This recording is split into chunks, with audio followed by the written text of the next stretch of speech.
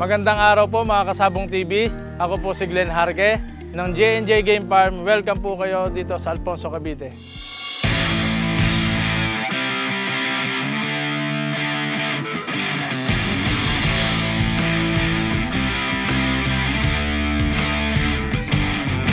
Bata pa ako, mahilig na talaga ako sa pagsasabong. Yung mga uncle ko, diyan ako natuto. Nagsasabong na sila, nakagisnan ko na sa pamilya. Both side kasi nagsasabong yung pamilya ko eh. Nahiligan ko, nag-stop lang to nung nag-asawa na ako. Intense kasi ang budget dito eh. Hindi mo pwedeng isabay yan. Kaya nung ako nagka-budget na uli, pinasok uli, nagbalik uli ako sa sabungan, okay. Hanggang napapasok po ako sa breeding. Ay baho kasi ang sabong eh. Dito marami kang kaibigan, masaya ka. Hanggang sa nakita ko na may potential pala talaga sa itong sabong, lalo na sa pagbebenta ng manok. Yun, doon na nag-start. Yung serious breeding ko, siguro nasa na ako ngayon, 8 years. Kinukontinue ko lang siya na pag-breed para pambenta talaga ako eh. Meron kasi mga unang pili sa akin na nilalaban talaga nila, kinukuha na sa akin. Malaking epekto to sa buhay ko kasi dito nag-start, marami akong naging kaibigan. Hindi lang sa sabong talaga, sa negosyo, marami akong nakakilala. Marami akong natutunan sa sabong. Sa buhay ko naman, sa negosyo ko, mas malaki yung dinagdag nitong income ko sa akin. Kasi seryoso naman ako nag-breed, marami rin ako nagiging buyer. Hindi pa dito nag-start. May una kasi akong sa bahay lang nag-umpisa ako.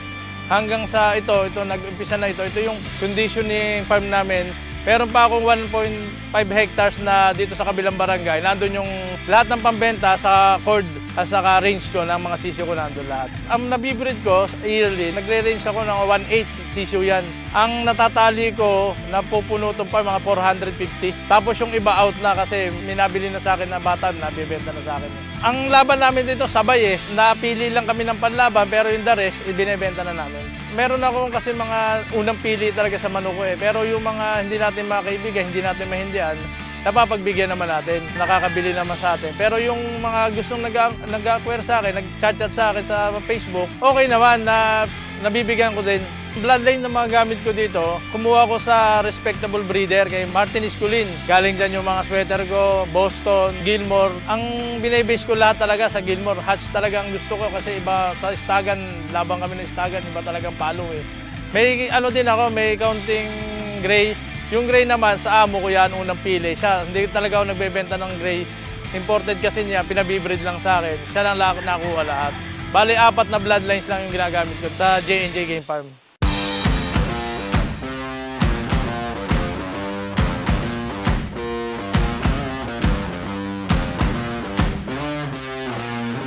Ang marami kong binibreed na pang materials talaga, mga Gilmore ko talaga yan. Marami kasing buyer ako ng Gilmore at saka yung Boston. Yan talaga, dyan ako nagpo-focus talaga ng pagmaterial. Pero siguro 20% lang yung binibreed kong materials. Lahat niyan pang battle na kasi halos naman kami, laban naman talaga. Halos naman ang buyer ko lahat, laban. Dito, ang ibang weather dito, medyo intense talaga. Yan, tulad ngayon, ang hangin. Hanggang March pa yan. Nag-umpisa yan, December, hanggang March pa yung hangin yan.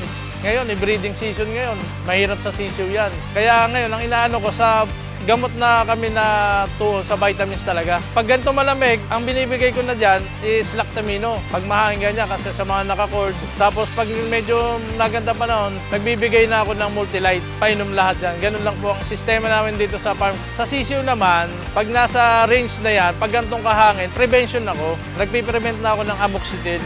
Kasi hindi pwedeng iintay mong tamaan ka pa bago ka magbigay. Dapat may suporta na sa kanya. Ang pagbibigay ko naman ng amoxicillin, 3 days yan. Tuloy-tuloy yan. Pag naka 3 days na siya, paplasing ako ng tubig, nagbalik na uli ako sa vitamins na Multilite. Sa quality ng gamot ng LDI, masasabi kong healthy talaga yung manok ko eh. Sa weather namin ito, napakahirap magbuhay ng mga sisiw dito, especially talaga sisiw eh. Pag binigyan mo siya ng vitamins nila, ang bilis lumaki ng mga sisiw. Talagang malulusog sila. Kahit dito sa mga nakacord sa akin, ko ng amoxicillin pag sobrang lamig talaga, nabibigay rin ako. Pag naman dyan sa mga technical team ng LDI, napakaayos yan. Isang tawag ko lang dyan, nagre-response ka agad sila, napunta sa farm, ini-inspection nila kung anong problema. Sinasabihan din ako kung ito, ganito gawin mo, mas maganda to. Maganda yung guidelines na binibigay sa akin, kaya nakakapagparami ako ng mga manok. Nagpapasalamat ako especially sa asawa ko, very supportive. At saka kay Boss Vincent, BCR, napaka-supportive niya sa akin. Lahat ng hingin ko dyan, binibigay niyan. Saka sa Team LDI, kina Doc Bim, yan, nandyan lagi yan. Kaya lumaki na lumaki to, gawa nila eh. Sabi nila, mag-breed na ako ng mag-breed, lumaki na lumaki eh. Hanggang sa, so sold out naman, nabebenta lahat.